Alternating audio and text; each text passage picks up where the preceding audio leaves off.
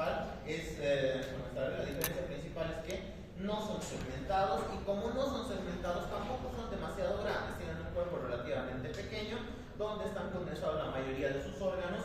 Y ahora que veamos el primero de estos, vamos a ver que tiene características que son comunes a todos los tremátodos. Todos los tremátodos presentan un par de características. Entonces vamos a empezar con la fasciola. Dentro de los tremátodos tenemos dos de importancia, fasciola y esquistosoma, y tenemos una mención al final del tema a otros tremátodos que son solamente eso, una mención.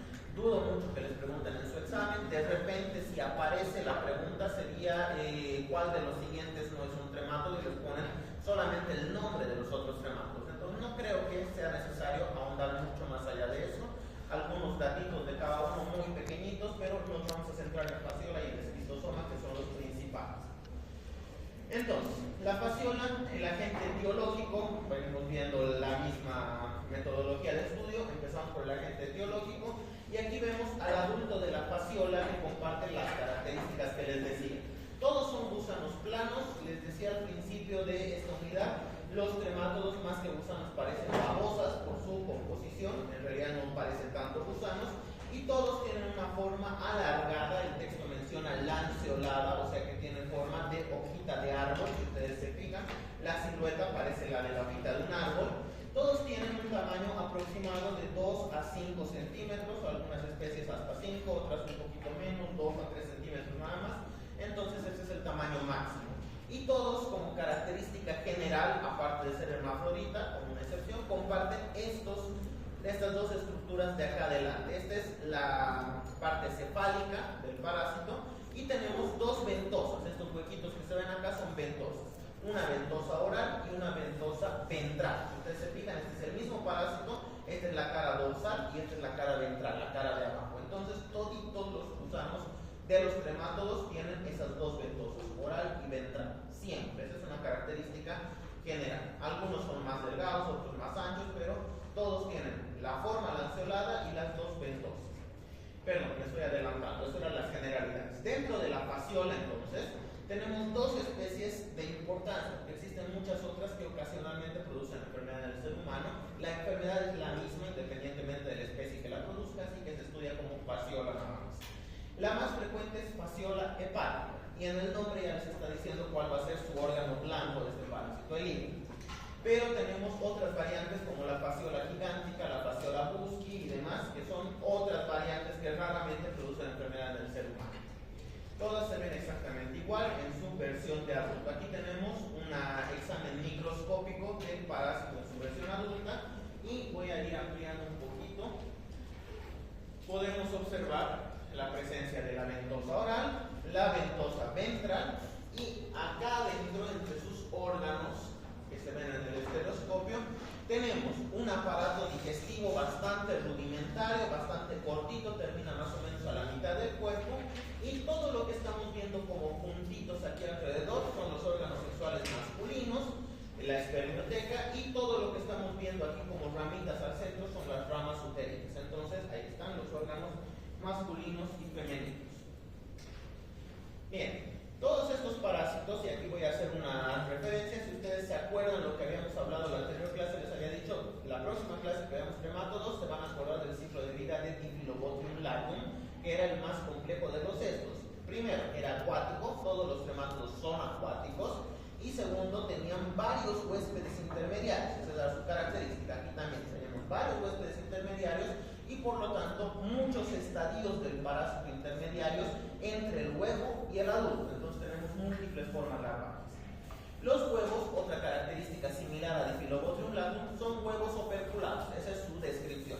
Y Diphyllobotrium latum también tenía huevos operculados. ¿Qué quería decir esto? Que tenían un casquete en uno de los polos, que aquí se puede observar. La continuidad de la membrana externa del huevo se interrumpe más o menos aquí y aquí. Entonces toda esta parte es como una tapita que se va a abrir. Ese es el famoso opérculo. Y todos los huevos operculados, les había dicho, son bastante mecánicos, porque en el extremo opuesto tiene una estructura, un engrosamiento de la membrana. Aquí vemos como un chinchoncito que se llama bottom. Entonces hasta ahí los huevos son prácticamente indistinguibles de los de Diphyllobotrium latum, son lo mismo. Y tenemos estadios intermediarios. ¿Se acuerdan del Diphyllobotrium latum que teníamos el primer estadio larvario, lo que salía del huevo, que se llamaba coracidio. Ahora tenemos una estructura similar, es menos redondita, pero sigue siendo un estadio larvario primario, ciliado, igualito, solamente que más alargado, y le cambia el nombre a miracidio. Entonces muy parecido. Cuidado con confundirse en el examen. Coracidio y Diphyllobotium latum de los cestos. Miracidio, primer estadio larvario de todos los tremátidos. Toditos tienen miracidio como primer estadio larvario, y simplemente su similitud es porque morfológicamente son muy parecidos. Y vamos a ver, voy a pasarme primero a la siguiente diapositiva a explicar el ciclo de vida y después voy a volver a ejemplificarles cuáles de los estadios son estos que estoy mostrando acá. ¿Okay? Y aparte de los estadios larvarios tenemos los huéspedes intermediarios. Entonces, los huéspedes intermediarios que participan del ciclo de vida de la fasciola son dos. El primero, en este caso, son unos moluscos, los caracoles del género Linea. Se escribe Linnaea, se lo voy a escribir en la pizarra. No debería ser importante, pero de repente a alguien se le ocurre preguntarles, así que prefiero que sepan hasta cómo se escribe para que lo vean en su examen.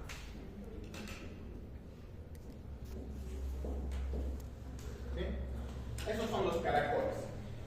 En este parásito no tiene gran importancia, son solamente sus caracoles, pero vamos a ver que en el género de los esquistosomas sí tiene importancia porque distintas especies de esquistosoma tienen distintas especies de caracol como huésped intermedio. Entonces ahí sí cobra importancia los nombres de los caracoles. Aquí no tanto, pero ahí lo tienen como curiosidad. Y son estos caracoles que tienen su concha en forma de conito, más o menos, como están viendo, hay distintas variedades de caracoles. Estos con forma de cono y además con hábitat acuático son los del género Linnaea. A diferencia de Diphyllobotriasis, donde veíamos que su primer huésped intermediario eran crustáceos, eran los microscópicos que llamábamos copetos. El segundo huésped intermediario, y aquí está quizás lo diferente en lo que venimos estudiando, no es un animal sino una planta. Son estas plantas de cría acuáticas que son consumidas por animales herbívoros y muchas veces por los seres humanos también. Comúnmente se lo asocia por su descripción, por su descubrimiento y por su importancia a estas plantitas que se llaman berros, que son muy frecuentes en la dieta de los países mediterráneos, pero aquí en Bolivia y en Sudamérica tenemos otras plantas que crecen en el agua, que son acuáticas y que también son de consumo de las personas, como las cotorines. Entonces, otras plantas también pueden fungir como segundo huésped intermediario. Lo típico son los berros, lo que les van a preguntar en el examen seguramente son los berros, pero sepan que aquí tenemos otras plantas acuáticas que sí se consumen también y que actúan como segundo huésped intermediario. Entonces vamos a ver el ciclo de vida.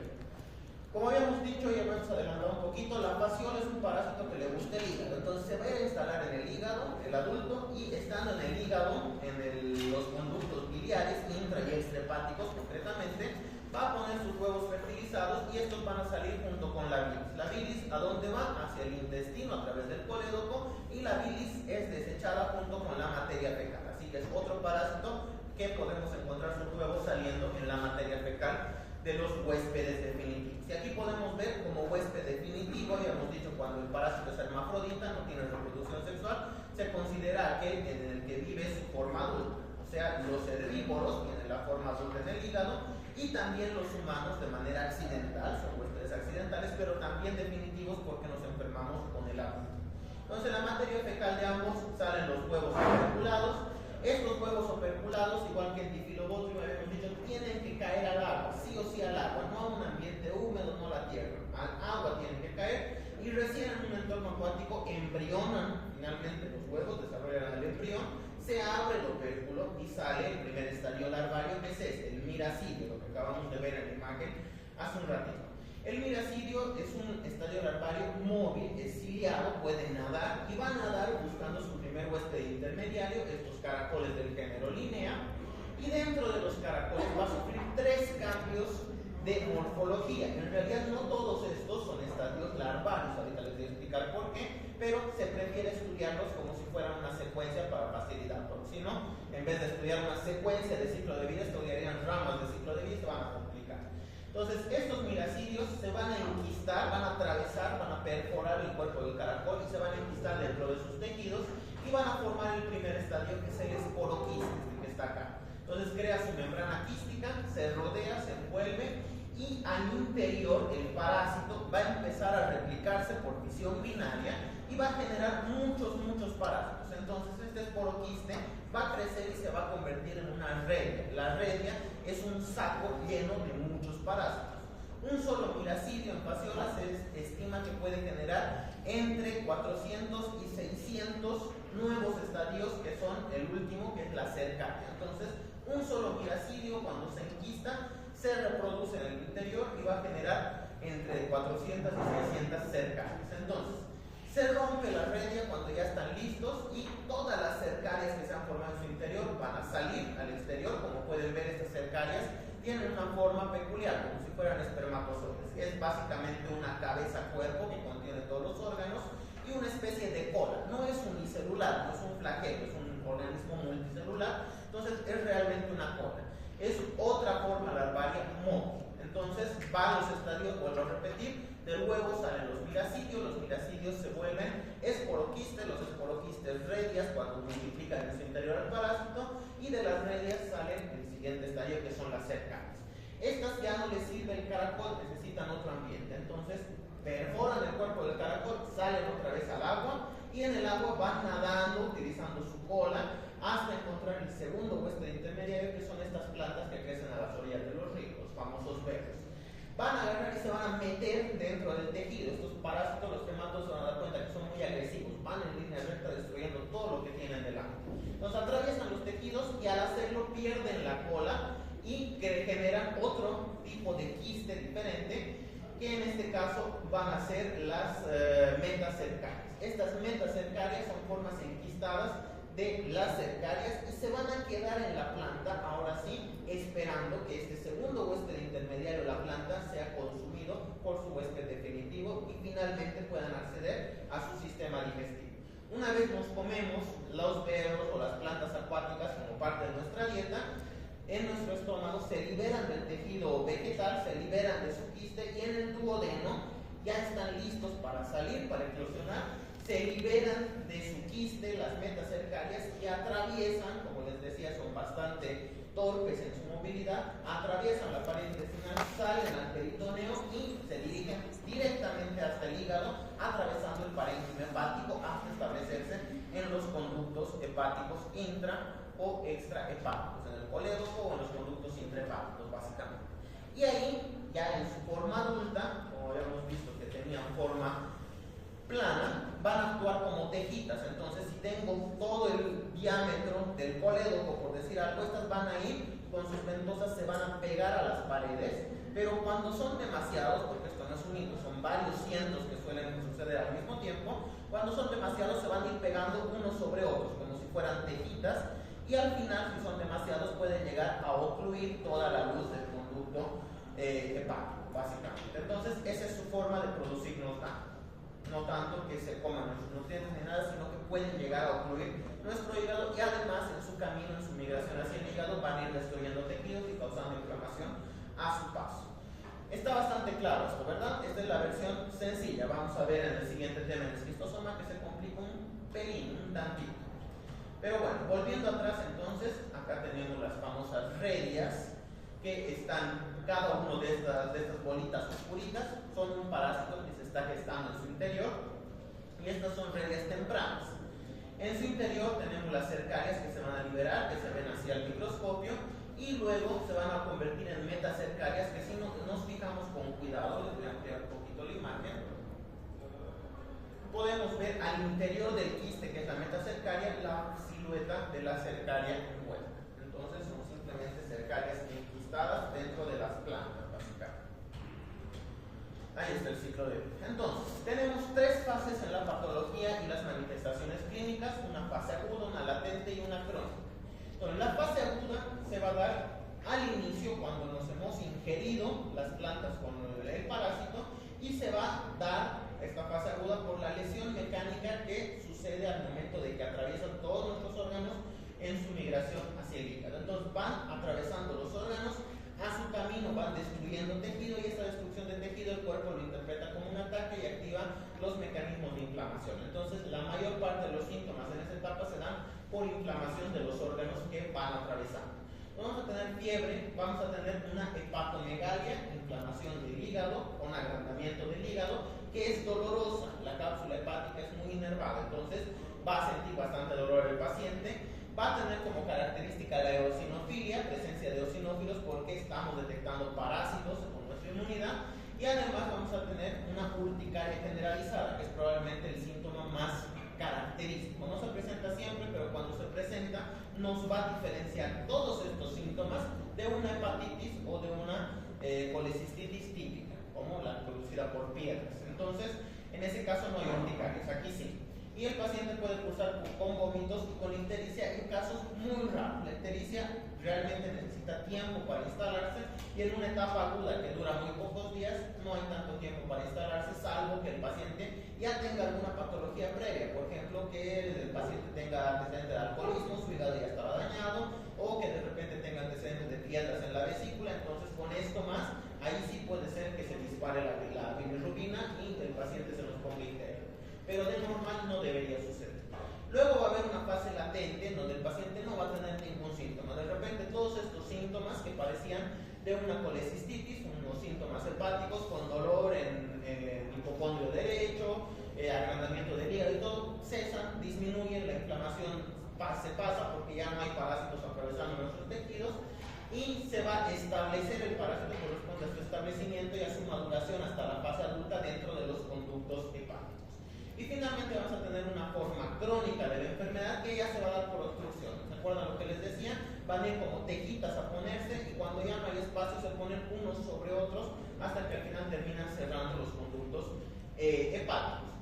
Esta obstrucción hepática, ¿qué es lo que va a causar? Va a causar ciertos síntomas muy característicos que nos hablan de obstrucción. No nos dicen que sea fasciola, nos dicen que está obstruido los conductos hepáticos. Primero vamos a tener un dolor cólico similar a la colecistitis. ¿Por qué? Porque la bilis que seguimos produciendo está encontrando una resistencia en su camino, no está pudiendo pasar, por lo tanto no está llegando a la materia fecal, y nuestro cuerpo, nuestro hígado sigue produciendo bilis. Entonces esa bilis que se va acumulando va a ir regurgitándose. Si eso sucede dentro del hígado, directamente va a regurgitarse hacia el parénquima hepático. Si esta obstrucción sucede en el conducto colédoco, por ejemplo, que son conductos extrahepáticos, primero se va a regurgitar hacia la vesícula. Cuando se llene la vesícula, se va a regurgitar el exceso hacia el parénquima hepático recién. Entonces, cuando se regurgita la bilis, no se olviden que la bilis es rica en sales, enzimas digestivas y demás, va a empezar a digerir el parénquima hepático, y eso va a reactivar los procesos inflamatorios, y otra vez el paciente va a tener inflamación, agrandamiento del hígado, dolor del hígado, y ese exceso de bilis va a ser reabsorbido por la sangre, porque nuestro cuerpo dice, a algún lugar tengo que mandarlo, no lo puedo dejar ahí o se va a desaparecer, se va a tragar el hígado. Entonces lo reabsorbe en la sangre y lo va a ir a depositar en la piel y en las mucosas, y eso nos va a dar, ahora sí, la ictericia bien establecida. Además de esto, tenemos otros síntomas que de repente no son tan evidentes, pero el paciente puede que venga y diga, doctor, estoy preocupado por el dolor, pero además resulta que hace unos cuantos días que voy al baño y mis heces están blancas, parecen yeso, están blancas o grises. Esto se debe a que la bilis y todo el pigmento biliar no está pasando hacia las heces, hay una obstrucción, y por lo tanto las heces que se siguen produciendo salen en un color mucho más pálido. Entonces la acolia, eso se le llama a este síntoma, las heces pálidas, también es un síntoma sugerente de obstrucción. Además de esto, la patología hepática y biliar en general es muy dolorosa y se va a agravar cada vez que el paciente ingiera cualquier alimento, no importa lo que sea, aunque sea solamente agua. Eso estimula todo el reflejo de la digestión y estimula, entre otras cosas, la mayor secreción del contenido hepático, de los productos hepáticos, y como el hígado está sufriendo, cuando tiene que trabajar más de la cuenta, va a generar más dolor. Entonces el paciente cada que come algo, toma algo, aunque solo sea agua, le duele, y eso le genera anorexia. El paciente dice, prefiero no comer porque el dolor realmente es insoportable y prefiero quedarme sin comer. Si esto se instala durante mucho tiempo, el paciente que no come nada empieza a perder peso peligrosamente, notoriamente, y además puede acompañarse con fiebre, y en algunos casos graves pueden darse abscesos también, que es la sobreinfección bacteriana de todo ese líquido y todo el tejido destruido que está sucediendo en el parénquima hepático. Y finalmente, como complicación de todo este cuadro, tengo la fasciolasis ectópica, en donde existe una migración de las fasciolas. En lugar de quedarse en el hígado, pueden migrar. La principal zona de migración es el tejido subcutáneo del abdomen. Entonces algunas fasciolas se van a pasar, se les va a pasar la mano y en lugar de quedarse en el hígado van a migrar hasta el tejido subcutáneo en el abdomen, en donde van a formar unos nódulos, unas bolitas que el paciente se toca y le duele bastante, pero además al tocar tiene una consistencia blanda y no están fijas a la pared interior, no están fijas al músculo ni a otros tejidos, entonces si lo agarrara podría medio moverlo por debajo de la piel. Eso significa que es un nódulo móvil. ¿Okay? También puede darse en otros sitios, mucho menos frecuente que este, como por ejemplo el corazón, el cerebro, el pulmón, cualquier otro órgano básicamente puede ser afectado. Pero lo principal suelen ser el tejido subcutáneo en el abdomen específicamente. Para el diagnóstico yo me baso bastante en la clínica y en el antecedente epidemiológico. Entonces, si el paciente viene bastante seguido, bastantes veces a repetición con cuadros hepatobiliares, o sea, típico dolor en el hipocondrio, más ictericia, dolor que se agrava al comer, por ejemplo, un dolor bastante profundo. En algunos casos, por la inervación del hígado, el dolor puede migrar hacia el hombro derecho. En esos casos, que yo digo, hay signos de sufrimiento hepático, tengo que preguntar, tengo que pensar, no todo signo de sufrimiento hepático es piedras en la vesícula. Entonces tengo que preguntar al paciente, ¿y ha comido algo que no conozca recientemente? ¿Ha comido plantas acuáticas recientemente? O si conozco, le digo, ¿ha comido berros o ha comido totorillas recientemente? Y si el paciente me dice sí, pues entonces ya tengo base para sospechar de fascioliasis. Si el paciente me dice no, no puedo descartar, porque de repente me dice no, pero el otro día me he ido a un restaurante exótico y me pedí una ensalada mediterránea, y como estamos viendo que en la dieta mediterránea abundan estas plantas acuáticas, de repente las comió sin saber lo que era. Entonces tenemos que sacarle la información como con sacacorchos a veces al paciente, porque muchas veces los pacientes, todos en general, a veces hacemos cosas sin saber qué es lo que estamos haciendo, comemos cosas sin saber qué estamos comiendo. Entonces a veces hace falta un poquito más de insistencia. Entonces, antecedente epidemiológico de consumo de plantas acuáticas crudas más cuadros hepatobiliares, sospechan de fascioliasis.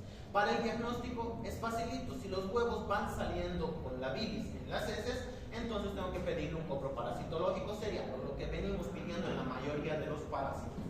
Además, puedo realizar pruebas complementarias, sanguíneas y hepáticas. ¿Para qué? Las pruebas sanguíneas, el hemograma, me van a indicar aumento de eosinófilos, entonces probable origen del cuadro sea parasitario.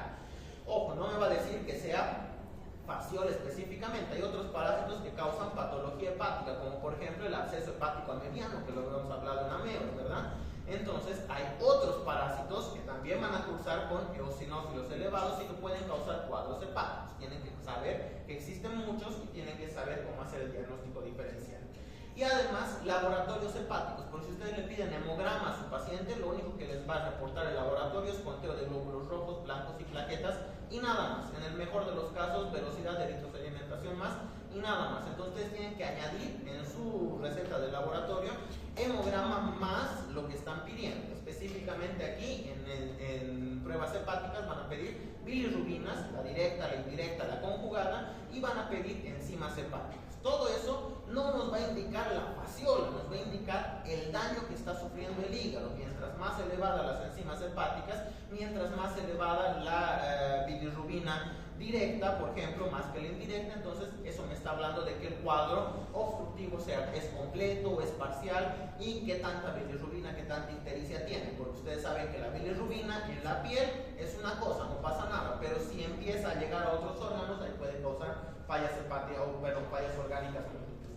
También puedo pedir pruebas radiológicas, y aquí, ojo, no basta con pedir radiografía de abdomen, porque en la radiografía no voy a ver nada. Los parásitos tienen la misma consistencia del tejido circundante, no se van a ver en la radiografía.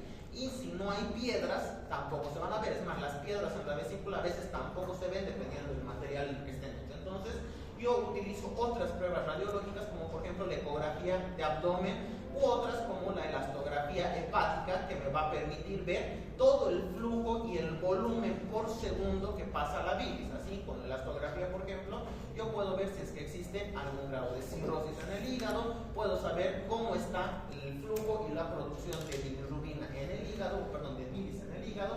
Todas esas cosas me va a permitir ver las pruebas radiológicas. Y finalmente, si es que hubiera dudas en el diagnóstico, a pesar de que es fácil hacerlo con el coproparasitológico, puedo recurrir a técnicas serológicas como el ELISA, aglutinaciones y demás, y el PCR siempre está disponible para todas las enfermedades, eso ya lo habíamos visto. También es importante mencionar que puede llegar a ser un hallazgo casual en cirugía. Les vuelvo a repetir lo que les he dicho en todos los anteriores temas que teníamos esta situación. No vayan a pedir cirugía para hacer el diagnóstico de fasciola, sino que de repente el médico inexperto se olvidó de la clase de fasciola y dijo, sufrimiento de hígado debe ser piedras a quirófano inmediatamente. Le abren la vesícula y en lugar de ver piedras, ven gusanos pegados a la pared. Entonces, casualmente en la cirugía hicieron el diagnóstico de fasciola, pero no es una prueba diagnóstica, no es algo que ustedes van a solicitar. Tratamiento. El tratamiento es probablemente el único diferente, porque en todos los demás volvemos a lo mismo de los tratamientos que del praziquantel. En cambio aquí tenemos dos medicamentos según el esquema de tratamiento nacional, el triclavendazol, que es otro benzimidazólico, así como el albendazol y demás, pero específico para fasciola, es el medicamento de elección. Es barato, es accesible y se puede dar a dosis única o 2 veces día por medio, básicamente. Una dosis ahora, mañana no, al día siguiente otra dosis y ya está. Entonces podemos dar una dosis o 2 dosis y es suficiente. Entonces, muy eficaz el triclavendazol. Como alternativa tengo el otro medicamento específico para fasciola, que es el vitional o vitionol. En algunos lados lo escriben con O, vitionol. Entonces, si ustedes asocian triclavendazol y vitionol a fasciola, suficiente para su examen, no se van a confundir. Y tenemos otras alternativas como la nitazoxanida u otros benzimidazólicos como el mebendazol y demás, menos eficacia, pero se les puede dar en caso de no poder utilizar cualquiera de estos. Sí. Finalmente, la intervención quirúrgica se va a recetar como tratamiento, se va a indicar como tratamiento solamente cuando existe un cuadro biliar obstructivo completo. Ahí está obstruido y no puedo darme el lujo de esperar 1, 2, 3, 4 días a que se mueran los parásitos y vayan saliendo por sí solos. ¿Por qué? Porque esa obstrucción me lo va a matar al paciente en cuestión de horas nada más. Entonces tengo que entrar a operar cuando la obstrucción es completa, eso siempre. Como prevención es facilito. Si conozco el ciclo de vida y conozco cómo me contagio de la fasciola, ¿qué es lo que le voy a recomendar al paciente? No coma plantas acuáticas crudas. Si detecto en el paciente que comió sin saber lo que estaba comiendo, no coma cosas que no conoce, básicamente. Entonces averigüe bien qué es lo que tiene, lo que está comiendo, su ensalada, su plato, su preparado, lo que sea, antes de comerlo, porque podría estar comiendo algo peligroso sin saber. Y en algunas regiones, esto sí es importante para todos los tremátodos, en algunas regiones endémicas, como por ejemplo las zonas tropicales o zonas cercanas a muchas cuencas fluviales, ríos, arroyos, pantanos y demás, donde abundan estos parásitos, se puede recurrir al control de caracoles como una medida más gubernamental, más general, en donde todas las fuentes de agua le vamos a echar básicamente como si fueran pesticidas, le vamos a echar estos medicamentos y algunos molucidas que van a matar a los caracoles y van a matar a las larvas que estén flotando en el agua. Entonces, en esos casos solamente. No le echamos a cualquier lugar, no vamos a ir a echarle aquí al río Rocha porque dudo mucho que cualquiera vaya a comer algo que crezca en el río Rocha, considerando lo sucia que es el agua, ¿verdad? Pero en lugares con poblaciones pesqueras, en países mediterráneos, por ejemplo, que utilizan mucho esto, ahí sí son endémicos, ahí sí hay que hacer control de las plagas que son los caracoles. Pasamos a esquistosomiasis. Antes de eso, ¿hay duda en fasciola? ¿Está entendido? Necesito que entiendan bien esta parte porque aquí voy a dar mucho por sentado porque va a ser repetición de lo que hemos hablado. ¿Okay? Si hay dudas, pregunten. Entonces, pasamos a esquistosomiasis. Es una enfermedad de nombre raro, se escribe difícil, es esquistosoma, esquistosoma se escribe, y tiene 5 especies que producen patología en el ser humano. ¿Cuál es la dificultad aquí? Que tenemos que hacer la diferencia entre las 5 especies. Entonces, igual que hacíamos con Taenia solomisaginata o con Hymenolepis nana y Hymenolepis diminuta, aquí tenemos que diferenciar las 5 especies. Eso es lo complicado de este tema, así que necesito que pongan sus 5 sentidos a la atención.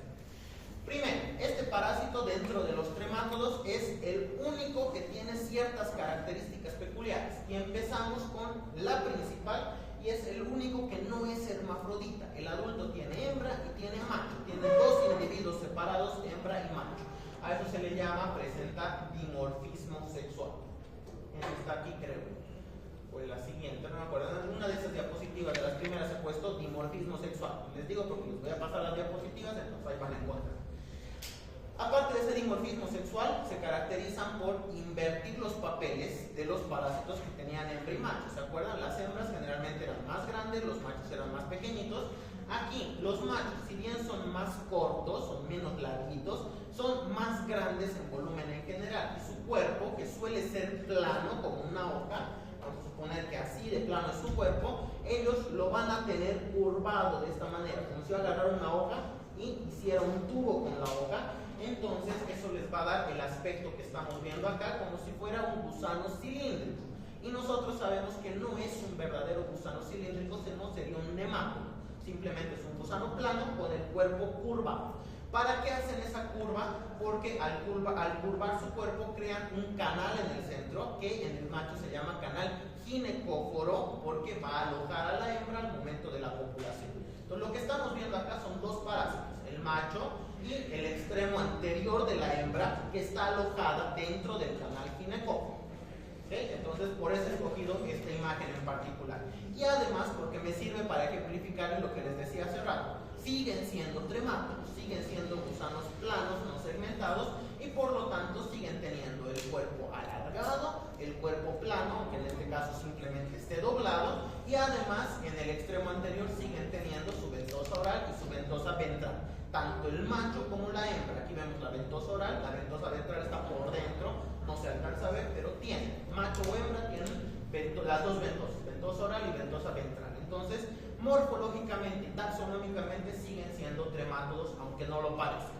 Y el año pasado fue pregunta de examen para hacerles caer, en donde les ponía que esquistosoma pertenecía al género de los pteridófitos. Es falso, que su texto diga cilíndrico, no es verdaderamente cilíndrico. ¿Okay? Y este además tiene como tejido de preferencia, vamos a empezar con los tejidos de preferencia siempre, tiene como tejido de preferencia la circulación, los vasos, las vénulas y las arteriolas de ciertos lugares, sobre todo los plexos mesentéricos, la circulación hepática y la circulación del plexo vesical, esos tres lugares principalmente. Pasamos un poquito de historia, nada más como dato curioso. Dudo mucho que nadie les pregunte sobre la historia, pero me sirve para un dato que puede que salga en su examen. Los huevos son tan antiguos que se han hallado desde las momias egipcias. Entonces en Egipto, muchos años antes de Cristo, ya conocían la enfermedad, con otros nombres y demás, pero ya era una enfermedad conocida. Sobre todo en Egipto, porque Egipto ha sido una civilización que ha prosperado al borde o a orillas del río Nilo. Entonces tenían mucho contacto con las aguas del río, y el río Nilo es un río que desborda demasiado. Entonces era muy frecuente el contacto con las aguas. Pero recién en 1851, hace poco más de 150 años, Teodoro Villars ha sido el primero que ha observado y descrito y clasificado taxonómicamente a este parásito. Entonces, en honor a Teodoro Villars, en ese entonces él le dio el nombre de Distoma hematobium, se ha cambiado el nombre, ahora es quistosoma, pero en honor a él, a la enfermedad llamado bilariasis o bilariosis, como su nombre, con iasis al final, básicamente. Esto por si acaso les pongan el nombre de bilariosis, que todavía usa el texto, en su examen sepan que se refiere al esquistosomiasis. Nada más para eso es ese dato. Luego ya se cambió el nombre a esquistosoma, con toda su clasificación, sus 5 especies y todo eso. Ya no les voy a hablar del resto, porque lo vamos a ir viendo en cada uno de las diapositivas. El agente etiológico, como les adelantaba, son 5 especies de esquistosoma, y de estas 5, para hacer más fácil su aprendizaje, lo vamos a simplificar. Solo vamos a aprender los 3 primeros, que son las más frecuentes. Las otras son menos frecuentes y más limitadas a ciertas regiones geográficas, algunos países de Asia, algunas regiones de África, y pare de contar. Entonces, esquistosoma manzoni, el más frecuente de ellos, esquistosoma hematobium, que se va a estudiar junto con el esquistosoma mekonghi, porque son básicamente lo mismo, el mekonghi un poquito más pequeño nada más, y el esquistosoma japonicum, que se estudia junto con el intercalare. De esa manera solo estudiamos 3 variantes y no las 5, ¿ok? De esa forma más fácil para ustedes. Aquí está lo que les decía, los adultos son alargados, cilíndricos entre comillas, no son verdaderos gusanos cilíndricos.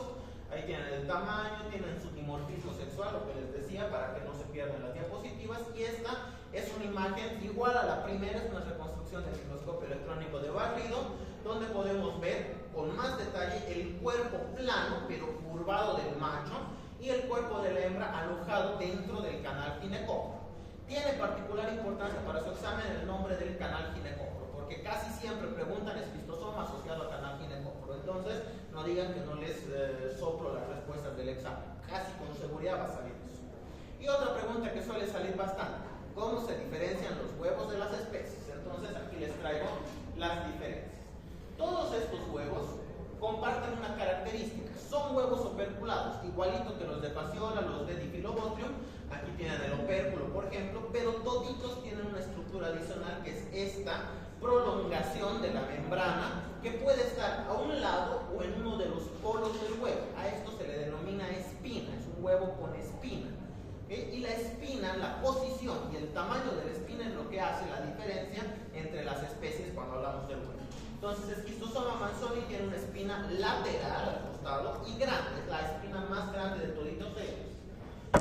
Si pasamos al otro, Schistosoma hematobium, tiene una espina terminal, o sea, en el polo, no en el lado. Como pueden ver, sigue el eje longitudinal axial del huevo. Y de los que tienen espina terminal, es el que tiene la espina más grande. Hay otro más que tiene una espina terminal.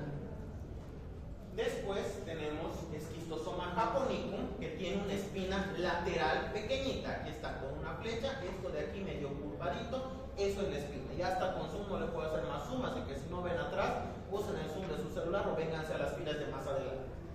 Después habíamos dicho los últimos dos que los estudiamos junto con otros. Tenemos Schistosoma mekongii, que tiene huevos más pequeños, son más pequeños en general, y tiene una espina lateral, pero más pequeñita que el japonicum. Entonces aquí la espina lateral, no sé si alcanzan a ver, pero se ve más que como una espina, como un pequeño chinchoncito aquí en la membrana, ¿verdad? Como si fuera un botón del opérculo típico.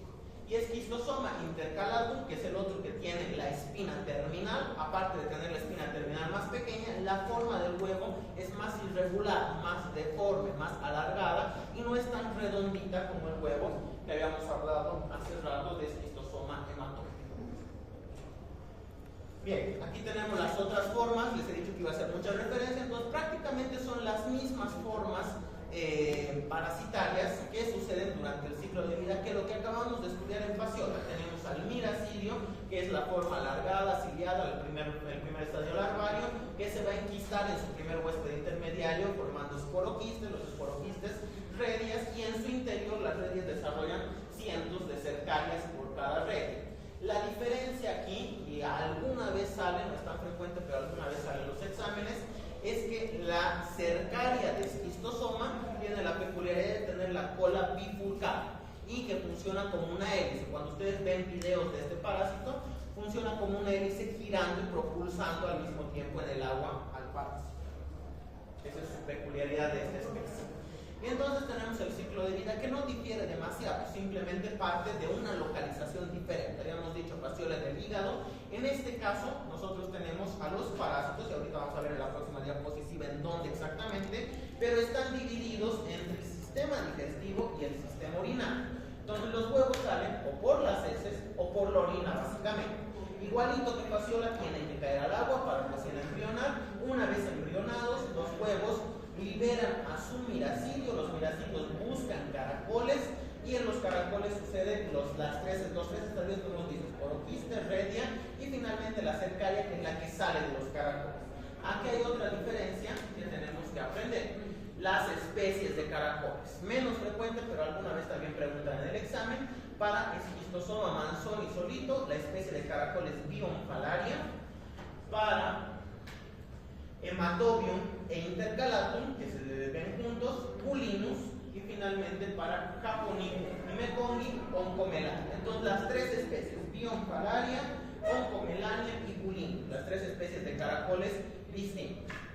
Y después de esto salen las cercarias, y aquí hay otra diferencia: no hay un segundo huésped intermediario. Las cercarias son más agresivas en el Schistosoma. Dicen, ¿para qué voy a pasar por planta, por animal? Nada, voy a ir directamente a atravesar la piel y los tejidos de mi huésped definitivo.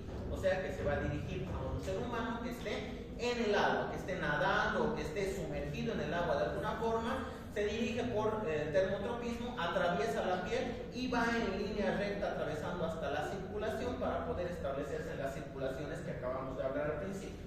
Entonces aquí un solo huésped intermediario, el caracol, después su cercaria ya no necesita otro, pasa directamente hacia la piel. Y aquí tenemos unas imágenes que les he traído donde tenemos una imagen fotográfica de la cercaria con su cola bifurcada y en esta otra imagen la misma cercaria atravesando la piel, perdiendo la cola en el proceso. Entonces entra al cuerpo y pierde su cola. Y aquí en esta otra imagen tenemos una ecografía Doppler de un sistema circulatorio portal en el hígado completo, donde tenemos la presencia de los gusanos hembra y macho en plena copulación. Entonces aquí tenemos el sistema vascular y la presencia de los parásitos que se puede observar con ecografía Doppler. No la ecografía convencional, la simple, pero con la Doppler sí se puede ver, porque al ser grandes, más o menos 1 centímetro a 2, sí pueden llegar a generar obstrucción, han visto en relación al tamaño del diámetro de ese vaso sanguíneo. Patología y manifestaciones clínicas. Igual que el otro, tiene varias etapas. En este caso solamente tiene 2 etapas. Dos etapas, la fase aguda y la fase crónica. Dentro de la fase aguda tengo otras 2 etapas. Una primera etapa que es la invasión a la piel, así como las uncinarias y estrongiloides que tenían su etapa cutánea, su fase cutánea, estas también que se van a producir inmediatamente dentro de las primeras horas o hasta 2 días después de la penetración de la piel por parte de las cercarias, y me va a dar un brote urticariforme y pruriginoso, como si fuera una urticaria que escuece bastante al paciente. ¿Por qué escuece? Porque reconocemos al parásito, producimos eosinófilos y estos liberan histamina. Bien, que no fundan los cuchicheos, los susurros y demás, porque tenemos que terminar todavía esto, a no ser que quieran guardarse el tema para la próxima clase. ¿Sí? Pero estamos a punto de terminar. Vamos a ver qué hacemos la próxima clase. Pero bueno, vuelvo a repetir y presten atención por favor, que esquizosoma es el tema más difícil dentro de los platelmicos. Entonces van a salir hartas preguntas de ese tema. Tenemos un brote urticariforme pruriginoso que habíamos dicho que se produce porque se reconocemos al parásito, aumentamos los eosinófilos, estos liberan histamina y la histamina produce comezón, produce prurito básicamente, que puede o no acompañarse de pápulas, o sea, elevación de la piel, inflamación de la zona afectada. Esto es importante porque si se producen pápulas, los pacientes son muy propensos a decir, es que me fui de paseo al trópico y estuve por el río donde hay mosquitos, deben ser picaduras de mosquitos. Entonces le puede llegar a confundir el diagnóstico al paciente y decir, ¿para qué ir al médico por unas picaduras? Me pongo alguna crema o un ungüento y ya está. Entonces es importante saber eso porque va de la mano con el antecedente epidemiológico. Cada uno de estos eritemas con o sin pápulas corresponde a un sitio de penetración de una de las cercarias. Entonces ahí podemos ver la cantidad de cercarias que han ingresado dentro del cuerpo de la persona.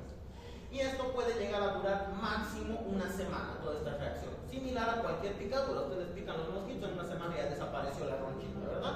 Y esto se confunde o con una reacción alérgica o con picaduras y tiene como característica una elevada eosinofilia en esta primera etapa. Dentro de esta primera etapa de la fase aguda puede darse este síndrome que se llama fiebre de Katayama, que ha sido descrita en Japón, por eso el nombre japonés, y es básicamente el equivalente al síndrome de Loeffler al que sucedía en el paso pulmonar de otros parásitos, ¿verdad? Les decía, hay síntomas del paso pulmonar, sí, pero el síndrome de Loeffler no son solamente los síntomas, sino que es una sobrereacción a esos síntomas que se dan en pacientes que enferman por primera vez con el parásito. Lo mismo pasa acá. La fiebre de Katayama es una reacción de hipersensibilidad, una respuesta exagerada, sistémica, que se da de 2 a 8 semanas después del contacto. Entonces ya pasó toda esta etapa, pasan 2 semanas, 3, 4, y recién va a suceder la fiebre de Katayama solo en pacientes que no son de una zona endémica, o sea, jamás en su vida tuvieron contacto con este parásito de ninguna de las maneras posibles y su inmunidad no estaba preparada para afrontarlo y por lo tanto exagera en la respuesta inmunitaria. Esa es la fiebre de Katayama y se va a caracterizar, como dice su nombre, por fiebre, una fiebre alta, sostenida, que se acompaña de escalofrío, malestar general, dolores musculares, articulares, que son las mialgias, artralgias, y puede haber tos, puede haber disnea y cefalea, toditos síntomas típicos de una gripe. Entonces el paciente, de nuevo, otra vez se confunde bastante y dice, ay, justo hace unas cuantas semanas estaba con una reacción alérgica y ahora me ha gripado. Y de esto va a pasar solito normalmente en unos cuantos días, hasta unas 2 semanas, y por lo tanto el paciente dice, ve, era una gripe, ya me he curado y estoy bien. Entonces el paciente sigue pensando lo que quiere y no va al médico ante estos síntomas. Es importante conocer eso. En la patología y manifestaciones clínicas tenemos una segunda etapa dentro de la fase aguda que va a corresponder al daño tisular. Entonces, como hemos dicho, estos parásitos son agresivos, destruyen tejido en su camino. Entonces, una vez han penetrado la piel, los primeros 2 días, 3 días hasta la semana, empieza su viaje de destrucción del tejido hasta poder instalarse en los lugares de su preferencia. Y aquí tenemos otra vez la diferencia entre, en este caso, solo entre los 3 principales, donde tenemos para esquistosoma manzoni las vénulas mesentéricas del mesenterio u aumento mayor. Entonces, esquistosoma manzoni, que tiene la espina más grande, les gusta el aumento más grande. Esquistosoma japonicum, que tiene la espina más pequeña, les gusta el aumento más pequeño. Así se van a acordar más sencillo. Y finalmente, el que es diferente de estos 5 es el hematobium. A este no le gusta el aumento, ni el sistema digestivo, ni el sistema hepático, le gusta el plexo vascular vesical. Entonces se va a ir a instalar cerca de la vejiga y su sintomatología después en la siguiente etapa va a ser específica del sistema urinario, no del sistema digestivo como estas otras. Entonces en esta segunda etapa el daño tisular corresponde normalmente a la muerte de los adultos. Ya ha pasado un tiempo, los adultos han copulado, han puesto huevos, todo, pasa su tiempo de vida, se mueren los adultos y mientras son adultos el parásito secreta ciertas enzimas y ciertas sustancias que inhiben la respuesta inmunitaria a su alrededor. Esa es su forma de pasar desapercibida ante nuestra inmunidad. El rato que se muere, igualito que pasaba con trichinosis o cisticercosis, el rato que se muere deja de producir estas sustancias y el cuerpo dice, oh sorpresa, ya he tenido gusanos viviendo aquí. Entonces active toda la respuesta inmunitaria cuando se murió el parásito. Parte de la respuesta inmunitaria, como son parásitos grandes, y habíamos dicho las células no son suficientes, es encapsularlas dentro del tejido granulomatoso, formando estos granulomas que estamos viendo acá alrededor de los parásitos. ¿Cuál es el problema? La localización de los parásitos. Entonces, si el parásito está viviendo en la vascularización, pueden llegar a producirse granulomas que van a ocluir por completo el paso de sangre por esa zona en particular. Entonces, si voy ocluyendo grandes ramas de arteriolas, voy a disminuir el flujo sanguíneo hacia los tejidos y puedo causar necrosis y muerte tisular además. También puede darse el caso que estos granulomas no se peguen a una pared, sino que sigan viajando con la circulación y vayan migrando por el cuerpo como si fueran coágulos y se instalen como si fueran un accidente cerebrovascular, una ACV, en el cerebro, en el corazón y en otras zonas, infartando ciertos tejidos. Eso también es posible. Y finalmente puede que estos granulomas se formen, por ejemplo, no solo alrededor de los parásitos adultos, sino alrededor de algunos huevos.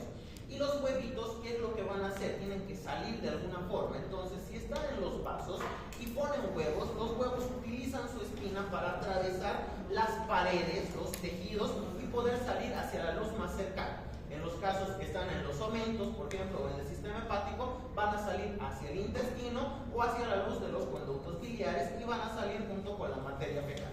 En el caso de hematobium, que está en el plexo vesical, van a atravesar todas las paredes de la vejiga, van a salir hacia la orina y van a salir junto con la orina hacia el exterior del cuerpo. El problema es que sean detectados al momento que están atravesando el tejido y antes de que puedan librarse del tejido y salir a la luz y salir junto con nuestras sustancias de desecho, son encapsulados en granulomas. Y estos granulomas, como son crecimiento de tejido, se van a pegar hacia las paredes. Entonces voy a tener estos granulomas como si fueran nodulitos, verrugas que se van a ir pegando en el intestino, en la vejiga, en el conducto colédoco, y eso me puede llevar a confundir el diagnóstico con papilomatosis, básicamente con pólipos en los tejidos. Entonces, si yo hago, por ejemplo, un examen, una colonoscopía, un examen visual dentro del intestino y entro pensando que el paciente tiene síntomas similares a cáncer, lo que voy a ver es un crecimiento de una masa, como si fuera una masa tumoral, chiquitita, en forma de pólipos pegadas a la pared del intestino o pegados a la pared del colédoco, si es que hago una élica. Entonces, puedo ver y decir, no, el paciente está empezando con un cáncer, hay que operarlo de una vez, y en realidad se trata solamente de granulomas que han detectado los parásitos y los han encapsulado ahí, o a sus huevos. La tercera etapa, que es la fase crónica, que ya se da durante la fase crónica, esta se va a dar a lo largo de mucho tiempo y se caracteriza por daño continuo, marcado y en gran cantidad de este tipo que acabamos de hablar: la formación de granulomas, destrucción de tejido, reemplazo del parénquima de los órganos por tejido fibroso. Ya no es tejido celular, sino tejido conectivo nada más. Esto suele suceder principalmente alrededor de la circulación portal en el hígado. Entonces el hígado puede llegar a sufrir cirrosis. Es bastante frecuente en esta enfermedad. Pero también puede darse en las paredes del intestino y también puede darse esta formación de granulomas en la vejiga.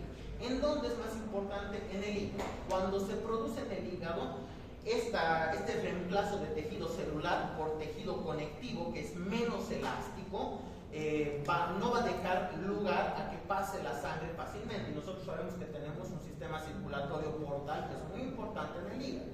Entonces, si los vasos del sistema portal están rígidos, no pueden ampliarse y contraerse al paso de la sangre. ¿Qué es lo que va a pasar? Como si fuera una manguera muy rígida, yo tengo que hacer más presión al bombear la sangre para que la sangre consiga pasar este obstáculo y llegar, ¿verdad? Entonces me va a dar un aumento de la presión en el sistema portal. Este aumento de la presión en el sistema portal es como si fueran los masistas, un bloqueo en esta carretera, y bloquean todo lo que viene de antes de la carretera, no dejan pasar nada de lo que viene antes. Entonces esta hipertensión, este aumento de la presión necesaria para sortear el obstáculo, va a ir progresando y evolucionando hacia atrás por todo el sistema vascular venoso, arterial, hasta llegar al sistema cardíaco. Junto con eso vamos a tener la migración de esto otro que hemos hablado, de estos granulomas producidos por los huevitos, que a veces se producen en los vasos sanguíneos y, como he dicho, migran por el torrente sanguíneo, y entre su migración suelen llegar al pulmón. Entonces van a contribuir, estancándose en los capilares pulmonares, van a contribuir al mismo daño de tejido, aunque no hayan parásitos aquí. Los granulomas van a contribuir a esto mismo. Entonces aumenta la presión porque se fibrosa toda la circulación, en este caso pulmonar, y entre esto y la circulación pulmonar fibrosada por sí misma, vamos a tener una situación de hipertensión pulmonar. Esa hipertensión pulmonar, ¿qué hace? Que el corazón derecho, que es el que bombea sangre hacia la circulación pulmonar, el ventrículo derecho, diga: pucha, necesito hacer más esfuerzo para mandar la sangre. Entonces empieza a trabajar y a ejercitarse de más. Como se está ejercitando de más y el corazón es un músculo, el músculo crece con el ejercicio, el ventrículo crece, ya habíamos hablado de esto en otras enfermedades, y cuando crece el corazón, como en el Chagas, no tiene la misma buena capacidad de bombeo de sangre y entramos en una insuficiencia cardíaca. Solo que en este caso suele empezar por la parte pulmonar. A toda esta situación general se le conoce como el síndrome de cor pulmonar. Aquí está escrito. Eso básicamente quiere decir corazón pulmonar, y van a aprenderlo en semiología al año, seguramente, como un síndrome, lo van a estudiar como un síndrome, pero ya saben de dónde viene. Es básicamente el aumento de la presión en la circulación pulmonar, que es lo fatal de esta enfermedad, lo que suele matar al paciente, porque es un cambio histopatológico irreversible. O sea, todo lo que se fibrosó aquí y en otras zonas no va a volver a ser tejido celular una vez nos curemos de la enfermedad, se va a quedar así fibrosado. Y el paciente, que digamos era un chico de 17 años que se fue del turismo de aventura al Chapare, se metió a bañar en el río sin ningún tipo de cuidado ahí, pues se contagió de las cercarias, resulta que en 10 años va a tener la misma sintomatología que un fumador de 40 años. En los pulmones va a tener insuficiencia pulmonar, insuficiencia cardíaca, disnea, no va a poder hacer esfuerzos, va a requerir oxígeno y se va a morir más joven porque son cambios que no se revierten. ¿Okay? Eso tiene que estar bien claro. Eso entre otras cosas, eso es todo lo que hemos descrito. Fibrosis hepática, hipertensión portal, cirrosis del hígado, fibrosis del pulmón y evoluciona en un cor pulmonar. Y como extra están los pólipos que les he mencionado en el intestino y en la vejiga también. Todo lo que les he dicho está descrito, solo que aquí está enumerado, simplemente como términos. Yo les he hecho el cuentito para que se acuerden. Y esto también es importante, puede predisponer a tumores malignos. Ahí donde crece tejido, como si fueran pólipos, si el cuerpo asimila estos pólipos, los granulomas, como si fueran pólipos, dentro de su tejido, puede llegar a dar lugar a un crecimiento irregular de las células que eventualmente se pueden volver tumores realmente cancerígenos. Es mucho más raro, pero podría llegar a pasar eventualmente. Hay algunos casos de estudios. Diagnóstico es sencillo cuando conocemos el ciclo de vida. Si sé que sale en la materia fecal y en la orina, ¿qué es lo que le voy a pedir al paciente? Copro parasitológico y examen de orina, porque no sé bien cuál de las especies le está afectando, ¿verdad? Entonces le pido los dos, en alguno de ellos van a salir los huevitos con espina, que es lo que estamos viendo acá en este imagen. Ahí pueden ver. ¿Qué especie es?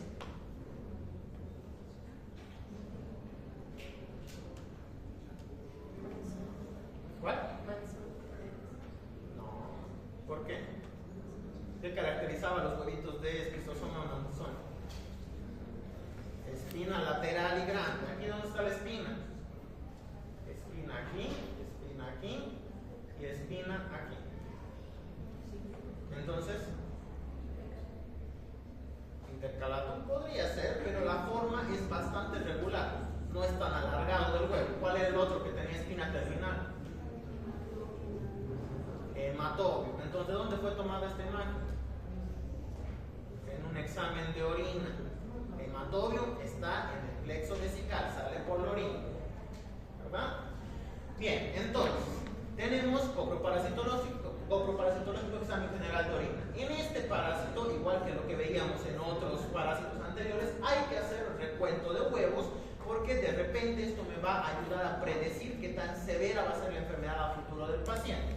Para Schistosoma manzoni y Japonicum, que están relacionados con el sistema digestivo, menos de 100 huevos por gramo se considera infección leve, de 100 a 400 media y más de 400 intensa.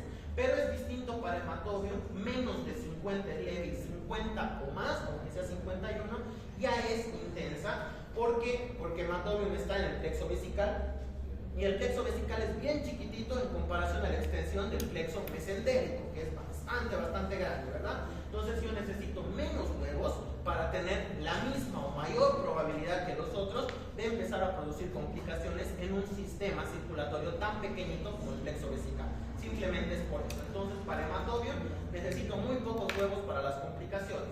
Para manzoni y Japonicum necesito más huevos para la complicación. Y obviamente se pueden utilizar técnicas de concentración, como siempre, la de Cato-Cat, Formol-Ether de Rich y demás. Todos se pueden utilizar si es que no tengo suficiente cantidad de huevos para procesar mejor la muestra. Y además me voy a apoyar de otras técnicas diagnósticas.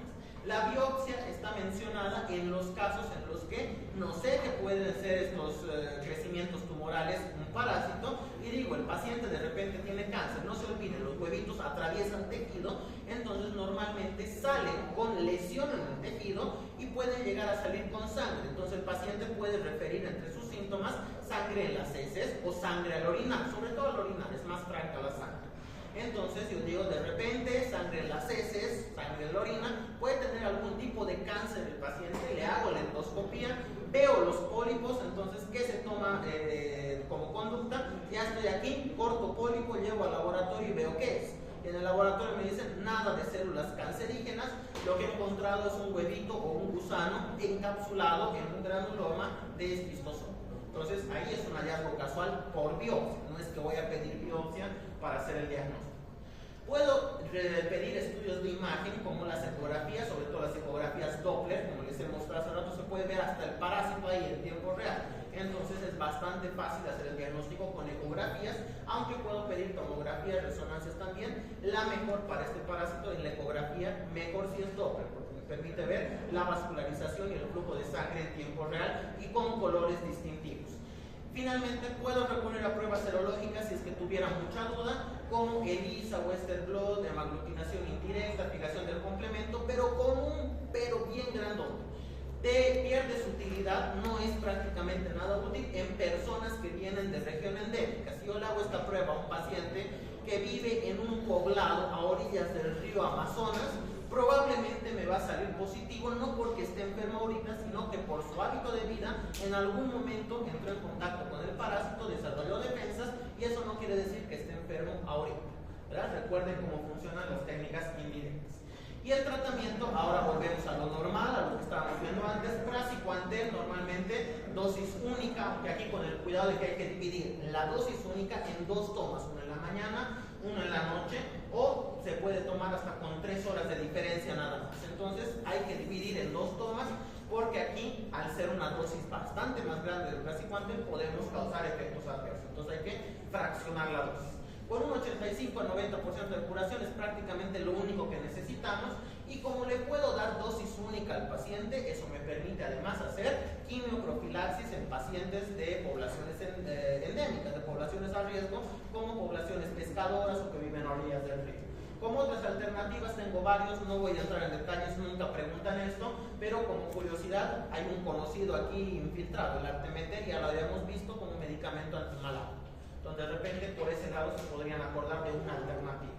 Y ahí está la prevención, educar a la población de qué es la esquistosomiasis, qué puede causar y a quiénes les puede dar, qué prácticas no tienen que hacer, qué prácticas tienen que evitar. Si es turista, evitar bañarse en ríos de aguas desconocidas, por mucho que se vea bien bonito el río, lo que sea. Hay que evitar meterse a bañarse en aguas que no conocemos, y las poblaciones que no pueden evitarlo van a recurrir a la quimioprofilaxis, como por ejemplo pescadores o cultivadores de arroz en países asiáticos. Después el resto es fácil, es lo mismo. Y finalmente, como mención, otros trematos de importancia médica, voy a empezar por los nombres. Tenemos 3 especies que tienen que conocer: Clonorchis, que produce clonorchiasis, Opistorchis, que produce opistorchiasis, y Paragonimus, que produce paragonimiasis. ¿Okay? Tienen varias especies. Clonorchis solo una, Clonorchis sinensis, pero Opistorchis, por ejemplo, tiene 2. Olvídense de los apellidos, solamente acuérdense: Clonorchis, Opistorchis y Paragonimus. Esos son también tremátodos, son otros tremátodos más que debo conocer por lo menos de nombre. El Clonorchis y Opistorchis tienen la característica de que su forma adulta es mucho más alargada, es más navicular, como si fuera un cigarrillo en lugar de ser una forma ensanchada, como si fuera hoja de agua. Después tiene lo mismo, tiene su ventosa oral, tiene su ventosa ventral, tiene todo lo mismo, vuelve a ser igualito que Phaseola, hermafrodita. En su ciclo de vida tenemos los mismos estadios. Tenemos el huevo que libera el miracidio se vuelve esporoquiste, redia cercaria y metacercaria. Entonces volvemos a hacer lo mismo que en Phaseola. La única diferencia: el huésped intermediario, el primer huésped intermediario es también caracol, pero el segundo ya no es una planta, es un pescado. Entonces este parásito se transmite por el consumo de carne de pescado cruda, como en ceviche, como en sushi, etc. Y Paragonimus, que es el otro que habíamos hablado, al revés, en lugar de ser más delgado es más ancho, más redondo prácticamente en su forma, pero sigue siendo lo mismo. Paragonimus westermanni, el representativo, y en su ciclo de vida, aquí también hacemos el mismo cambio, las formas parasitarias son las mismas. Primer huésped intermediario, caracol, lo mismo, pero su segundo huésped intermediario son crustáceos, cangrejos, camarones, langostas, etc. Eso significa que para los que pensaban que estábamos libres aquí, no han escuchado de los cangrejitos de tomatitas en Tarija, tampoco vayan a comer eso si no quieren contagiarse de eso. Okay. Nada más es diferente, el ciclo de vida es lo mismo, las formas parasitarias son lo mismo, ahí están los huevos, mismos huevos operculados, todo igualito que Phaseola. Y aquí he resumido todo lo que es clínica y diagnóstico y tratamiento a la siguiente diapositiva de estos parásitos. La clínica de Clonorchis y Opistorchis es la misma que para Phaseola, porque atacan al mismo órgano, van al hígado principalmente de la misma manera. Pero Paragonimus es el único diferente porque a este le gusta el pulmón. Entonces este ingresa al duodeno, se desenquista y en vez de atravesar los tejidos al hígado, va a atravesar el diafragma y se va a meter dentro del tejido pulmonar. Como se establece en el pulmón, este va a tener síntomas distintivos que van a ser urticaria, tos, disnea y esputo con sangre similar a la tuberculosis, porque causa destrucción del tejido pulmonar. Entonces se puede confundir con tuberculosis. Y como complicaciones, esto es importante, se ha visto en un estudio muy famoso que han hecho en Estados Unidos en los veteranos de la guerra de Vietnam, que los soldados, las personas que han estado en Vietnam, que han estado sumergidos en el agua y se han contagiado de cualquiera de estos tremátodos, principalmente de estos que he mencionado ahora, han vuelto a Estados Unidos, han recibido tratamiento, se han curado, pero toditos sin excepción a lo largo de los años han desarrollado colangiocarcinoma, que es un cáncer de vías biliares. Entonces, ¿alguna relación hay entre los tremátodos y el cáncer de vías biliares? Sí, todavía no sabemos exactamente el mecanismo, pero es mucho riesgo. Entonces al paciente le van a recomendar siempre, si han diagnosticado uno de estos, tiene que hacerse controles anuales para ver que no desarrolle cáncer en vías biliares. parte de su recomendación. El diagnóstico coproparasitológico y en el caso de Paragonimus, que es el especial, examen de esputo. ¿Por qué? Porque los huevos salen con la flema, con el esputo. Pero puede ser que el paciente, en lugar de escupir la flema, se la degluta de nuevo, como por ejemplo cuando está durmiendo, y puede que tenga salida de huevos por la materia fecal también. Es posible, pero no por eso se confían en pedirle solo coproparasitológicos si sospechan que es Paragonimus, porque puede que no también y puede que tengan un falso resultado negativo. Tratamiento, el mismo de siempre, praziquantel, que en este caso será por 2 días o también se puede dar en dosis única y como alternativas al vendasol, que ya lo conocemos, por 7 días. En algunos casos la cirugía, clonorquis y opistorquis, igual que en fasciola, si hay obstrucción total hay que operar inmediatamente. Y en prevención, evitar comer lo que nos enferma, pescado crudo, crustáceos crudos o mal cocidos. Entonces, si van a ir a comer cualquiera de estos, pidan bien cocido, por favor, y con eso se van a librar del riesgo. Básicamente eso es todo, y el control de los caracoles, que son comunes a todos los tremáticos. Entonces,